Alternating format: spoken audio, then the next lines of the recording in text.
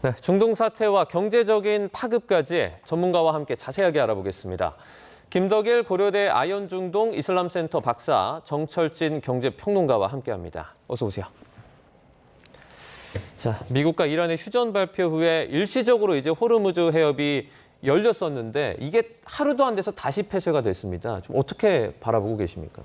네, 저는 처음에 이제 휴전이 됐다고 했었을 때 조건 중에 하나가 호르무즈 해협의 이제 재개방으로 휴전이 된다고 해서 저는 정말 이렇게 예전처럼 재개방이 될 줄 알았는데 네네. 또 이란 쪽에서 발표한 이제 휴전한 문서를 보면은 그때 아바스 아라가치 외무장관이 대표를 해서 이렇게 발표를 했는데요. 그 내용 보면은 뭐 이란군과 조율을 해야 되고 뭐 기술적 문제가 있다 이런 식으로 얘기를 하면서 이란이 여기서 이제 완전한 재개방에 이제 뜻이 없겠구나를 느꼈습니다. 자신들이 어느 정도 통제하겠다는 얘기겠죠. 그러던 차에 지금 이란 측에서는 레바논에 대한 공격이 이스라엘이 감행했기 때문에 지금 해협에 대해서 지금 다시 폐쇄하겠다 이런 얘기가 나오고 있습니다. 네. 여기서 이제 느껴지는 것은 휴전안은 이제 마련이 됐는데 네. 지금 미국 측이 받아들인 휴전안과 이스라엘 측이 받아들인 휴전안이 내용이 지금 일치하지 않는 부분이 있는 거 아닌가 그런 생각도 많이 듭니다. 내용이 다르단 말씀이죠? 뭐 그런 얘기가 그렇지 않고서는 이렇게 내용이 너무나 다른 대응이 나올 수가 없거든요. 레바논 문제도 그렇고요. 지금 레바논 얘기도 그렇고 네. 핵 농축 얘기도 그렇고 호르무즈 얘기도까지 합치면 그런 것 같습니다. 그래서 이런 부분에 대해서는 지금 뭔가 양측 간의 이견이 상당히 지금 존재하는 것 같습니다. 똑같은 휴전안을 두고 이견이 벌어진 것 같고요. 그래서 지금 저는 상당히 이 부분에 대해서는 파키스탄이 뭐 노력도 많이 했고 중재를 많이 했는데 이 부분에 대해서는 우선 협상까지 가기 전에는 확실하게 지금 양측이 지금 뭔가 지금 다르게 해석하는 부분이 있지 않나 이 부분을 상당히 우려하고 있고 이 부분에 대해서는 좀 빨리 좀 중재국들이 확실한 좀 확답을 좀 내어놓아야 될 것 같습니다. 그 잠깐 동안 호르무즈 해협 봉쇄 풀렸었잖아요. 예, 예. 뭐 우리나라 선박을 포함해가지고 선박들이 좀 많이 나왔나요? 잠깐 이제 풀렸습니다. 그래가지고 처음에 2척 해서 이제 나중에 뭐 8척, 9척 해서 아직까지는 한 뭐 몇 척 많이 통과되지 않았어요. 기대만큼 많이 통과되지 않았고요. 지금 여기에 지금 호르무즈 해협 안에 지금 갇혀 있는 선박이 총 2,000척이라고 합니다. 네네. 그런데 만약에 이제 재개방을 완전히 한다고 해서 질서정연하게 나간다고 해도 이게 2주 지금 휴전이 이제 2주 기간인데 이 기간 안에 좀 빠져나가기는 상당히 힘들지 않을까 좀 생각합니다. 네. 숫자도 너무나 많고요. 지금 위험 부담도 있고 해서 상당히 우려가 되는 부분도 있고 특히나 이제 우리나라 같은 경우에는 아직도 26척이 안에 지금 갇혀 있는 것으로 나오고 있고 이번에 아직 빠져나가지 못했습니다. 그래서 이 부분에 대해서 지금 확실하게 해협에 지금 다시 또 재봉쇄가 됐는데요. 이 부분에 대해서는 중재국들이 협상에 앞서서 확실하게 어떤 규정을 가지고 지금 논의가 됐었는지 특히나 지금 이란 측이 얘기하는 것은 일단 논의하겠습니다만 레바논 쪽에서도 휴전이 돼야 된다. 그런데 미국 측은 그런 얘기를 받은 적 없다. 이렇게 하면서 지금 호르무즈 해협이 다시 지금 폐쇄가 됐는데요. 이 부분에 대해서 지금 계속해서 협상 전에 빨리 양측 간의 의견을 조율할 필요가 있어 보입니다. 이란 혁명수비대가 그러니까 기뢰를 피할 수 있는 대체 항로라는 것을 공개를 했습니다. 예. 호르무즈 해협에 그러니까 뭐 기뢰가 실제로 이렇게 풀려 있다라는 어떤 그런 반증으로 보일 수도 있을 것 같아요. 기뢰가 풀릴 수도 있고 안 풀릴 수도 있는데요. 네. 만약에 기뢰가 풀렸다면 이거는 뭐 이란 배라든가 다른 배를 할 것 없이 폭파하게 돼 있습니다. 그리고 만약에 실제로 깔렸다면 이것을 제거하는 작업이 소해 작업이라고 하는데 이것이 지금 휴전 기간 아니라 이건 몇 달이 걸릴 수도 있는 사업이기 때문에 저는 기뢰가 과연 풀렸을지 라는 보다는 오히려 이란이 자신들이 주장하는 대체 항로로 유도하기 위해서 지금 기뢰가 풀렸다는 식으로 얘기하는 게 아닌가. 네. 이쪽 길로 가면 위험하니까 우리가 안내하는 길로 가자고 얘기하는 게 아닐까 좀 그렇게 볼 수 있을 것 같습니다. 그래서 이란이 얘기하는 이제 대체 항로가 이제 호르무즈 해협을 보게 되면 케슘 섬이라고 하는 이제 긴 섬이 하나 있고요. 네네. 그 사이에 라락 섬이라는 게 있습니다. 그래서 네. 이란 쪽 북쪽으로 완전히 붙어서 통과하게끔 하고 있습니다. 그러니까 이란이 자신들이 톨게이트 같은 것을 만들고 싶어하는 것이 바로 이 지점인데요. 이쪽을 통과하라는 것으로 이제 볼 수 있겠죠. 딴 곳으로 가면 기뢰가 있으니데 이란이 지금 해군이 사실상 괴멸된 상태인데 과연 호송을 한다면 정말 제대로 된 전투함을 가지고 이렇게 유조선들을 안전하게 호송해야 되는데 저는 이런 식으로 해서 뭔가 수익을 내기 위해서 자꾸 이쪽으로 통행료를 받기 위해서 이렇게 유도하는 것이 아닌가 이렇게 볼 수 있겠고요. 저 항로 말고도 빠져나올 수 있는 항로는 또 있습니다. 오만 쪽, 호르무즈 해협 남쪽 보게 되면 오만 쪽으로 바짝 붙어서 나오면은 네. 빠져나올 수 있는 길이 있는데 그것을 이제 또 못 가게 하기 위해서 이제 기뢰라는 위협도 얘기하는 것 같고 그래서 그 전에 오만한테도 이란이 얘기를 했었죠. 같이 우리가 관리하는 게 어떻겠냐 하면서 아마도 통행료를 받게 되면 오만과 같이 나누는 게 어떻겠냐. 다른 곳을 오해할까 봐 지금 그런 얘기를 한 건데 오만에서는 통행료에 대해서는 일단 거부한 것으로 알려졌습니다. 그래서 네. 기뢰라는 위협이 있을 수도 있겠습니다만 제 생각에는 아마도 자신들이 유도하는 항로로 해서 좀 통행료 같은 것을 받으려고 자신들이 어떤 통제하에 묶어두기 위해서 기뢰 얘기도 꺼낸 것 같고 하여튼 저 케슘 섬과 라라크 섬이라고 아주 좁은 항로를 통해서 선박들이 통과하도록 유도하려고 하기 위해서 이런 발언을 한 것이 아닌가 싶습니다. 네, 이란에서 가까운 곳에 어떻게 보면 그 통행 그 장소를 이제 제공을 하면서 관리를 조금 더 예. 원활하게 하려고 했다. 예, 그렇습니다. 자신들 통제 안에 네네. 두려고 하는 것으로 볼 수 있겠습니다. 지금 미국이 이란과 통행료를 같이 거두려고 한다라는 그런 예. 소식도 이제 나오고 또 미국도 이걸 직접 말하기도 했는데 예. 이게 뭐 이란 같은 경우에는 바로 앞에 있는 해역이고 예. 뭐 그럼에도 불구하고 지금 거두려고 하고 있지만 해협인데도 불구하고 미국은 사실 거리도 상당히 멀리 떨어져 있잖아요. 예. 이게 통행료 거는 게 말이 됩니까? 말은 안 되는데요. 우선 뭐 합작 사업까지 얘기가 나오고 있습니다. 트럼프 대통령인데 이것만 놓고 봤을 때는 이를테면 저는 가능성은 없다고 봅니다만 이 얘기를 한 것은 미국이 같이 해서 일단 이 항로를 우리가 보장하는 쪽으로 안전하게 하자. 그 대신 통행료를 나누자. 이렇게 함으로써 그러면 이 통행료 부담하는 것은 미국은 아니고 주로 이것을 이용하는 아시아의 일본이라든가 한국 같은 국가들이 부담하도록 하고 여기에 나온 돈을 가지고 이란은 재건 사업에 쓰도록 하는 게 어떻겠느냐는 어떤 아이디어라고 볼 수 있겠는데요. 네. 이것은 근본적으로 말이 안 되죠. 계속 얘기하지만 운하가 아니라 해협입니다. 그렇기 때문에 자유 항해가 보장이 되어야 되겠고요. 트럼프 대통령이 제일 민감하게 생각하는 게 유가겠죠. 유가인데 이렇게 할 경우에는 이것의 톨비라고 할까요? 통행료가 아마도 유가에도 반영이 되면 유가를 안정시키는 전혀 도움이 되지 않는 발상이라고 생각합니다. 네. 그래서 저는 이건 트럼프 대통령의 일종의 좀 아이디어 차원에서 뭐 이란을 견제하는 차원에서 냈다는 아이디어라고 생각을 하고요. 이런 것은 있어서도 안 되고요. 있을 수도 없다고 생각합니다. 네, 운하도 아닌 해협에 톨게이트 비라니 참 좀 말도 안 된다라는 생각도 좀 드는데 지금 어쨌든 그 통행 자체가 원활하지도 않지만 이렇게 잠시간 휴전이 되면서 어쨌든 이렇게 통과할 수 있는 그런 가능성은 열리지 않았습니까? 언제쯤 저희가 거기를 통해서 오는 기름을 좀 받을 수 있을까요? 글쎄요. 이게 잘 풀려도 2달 이상입니다. 일단 우리가 예상했던 것이 이제 26척의 배가 호르무즈에 떠 있는데 이 중에 유조선은 7척입니다. 한 배당 한 200만 배럴 정도가 깔려 있다라고 하니까 우리가 하루에 우리나라가 한 230만 배럴 쓰거든요. 네네. 그 7척이 다 들어오게 되면 한 열흘 정도의 숨통을 좀 트인다라고 볼 수가 있을 텐데요. 네. 어제 풀어준다라고 얘기하고 한 달에서 한 달 반 정도, 원래는 한 3주 걸립니다. 근데 앞에 배가 출발하고 그 뒤에 빠져나가야 되니까 한 달 반 정도 이야기를 했는데 지금 상황으로 놓고 보면 2달, 석 달 지나야 그 7척 배는 오지 않을까라고 보고 있고요. 네. 앞서 잠깐 얘기를 했지만은 대체 항로가 저는 약간 좀 깨름직합니다. 왜냐하면 대체 항로를 마련한다는 측이 이란 혁명수비대였었거든요. 네. 호르무즈 해협은요, 우리가 실제적으로 이란이 못 막습니다. 지금 이란은 해군이란 자체가 그냥 다 깨져버렸는데 뭔 봉쇄를 합니까? 게다가 호르무즈 해협은 공해이기 때문에 국제법도 비롯해서 비난이 아주 상당하거든요. 그래서 아직은 아니지만 이란이 생각하고 있는 뭐 여러 가지 꼼수 작전 중에 하나가 여차하면 호르무즈에다 기뢰를 풀어버리는 거예요. 근데 일단 풀어버리면 이 기뢰는 미국이라고 해도 그거 뭐 피해가거나 할 수는 없거든요. 제거하려면 한 1년 이상 걸립니다. 그리고 나서 자기네 법상 문제가 없는 라라크선 밑에 자기네 쪽으로 빼돌린 다음에 거기서는 자기네가 지킬 수가 있고 거기서는 돈 받아도 어쨌거나 자기 땅을 자기가 돈 받기 때문에 어떤 반론이라든가 비난이 적지 않겠습니까? 그래서 저는 오늘 나온 이 이란이 대체 항로를 혁명수비다가 제시했다는 부분이 상당히 좀 부담이 된다. 그리고 이 보도 나오자마자 국제유가도 어제 거의 한 14% 폭락했던 게 지금 3, 4% 다시 급등을 했거든요. 네네. 증시는 또 다시 하락세로 전환하고 이 부분은 아직까지 2주 휴전이라고는 하지만 상황이 그렇게 녹록치 않게 풀릴 것 같지는 않습니다.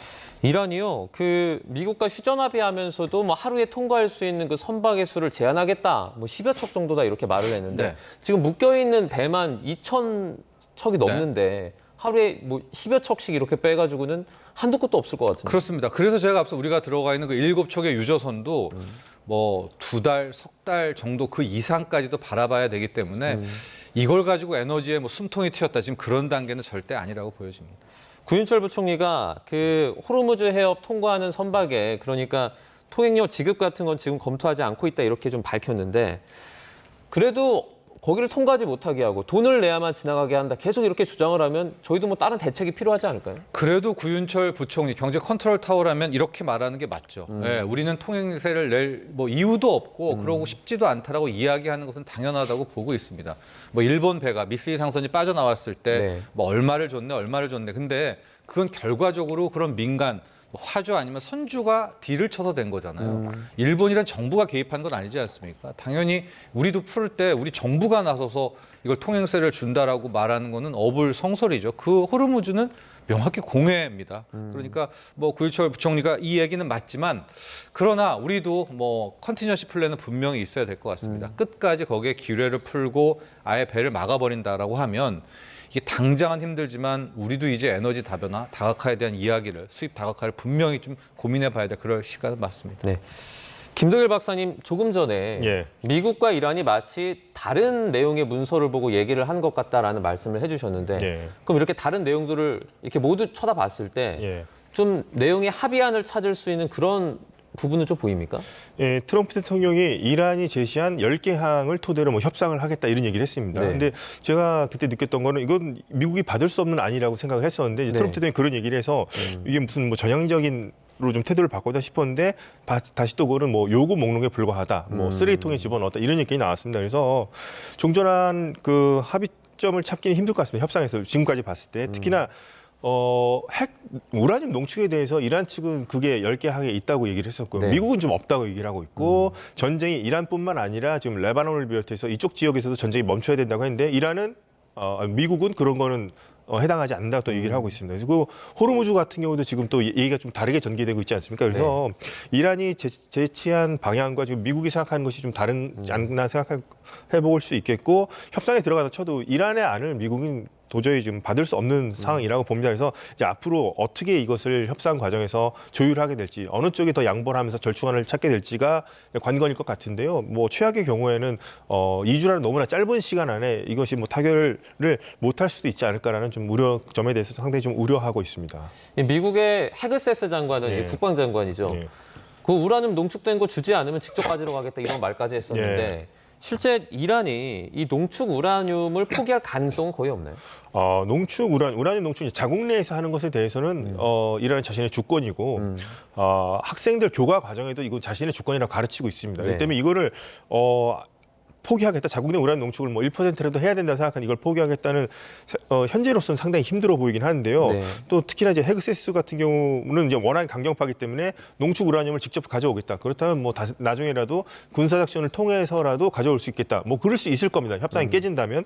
근데 트럼프 대통령이 얘기했던 것 중에 하나가 이란과 협력해서 지하에 묻혀 있는 우라늄을 그러니까 450kg를 얘기하겠죠. 60% 고농축 우라늄을 네. 이란과 협력해서 제거하겠다. 뭐 이렇게까지 얘기했을 때 이것을 과연 이란이 협력할 것인가?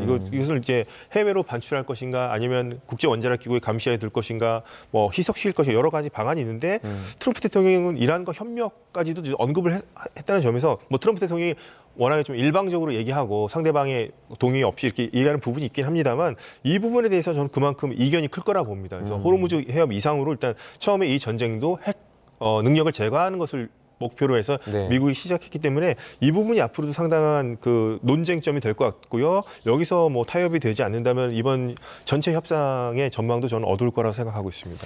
자, 미국과 이란 오는 11일입니다. 현지 시간으로 11일 파키스탄에서 첫 번째 네. 대면 협상을 진행하게 되는데 갈리바프 이란 의회 의장이 그 뭐 휴전 자체가 또는 협상 자체가 무의미하다 이런 식으로 네. SNS에 글을 올렸어요. 예. 이건 이거 어떻게 볼 수 있을까요?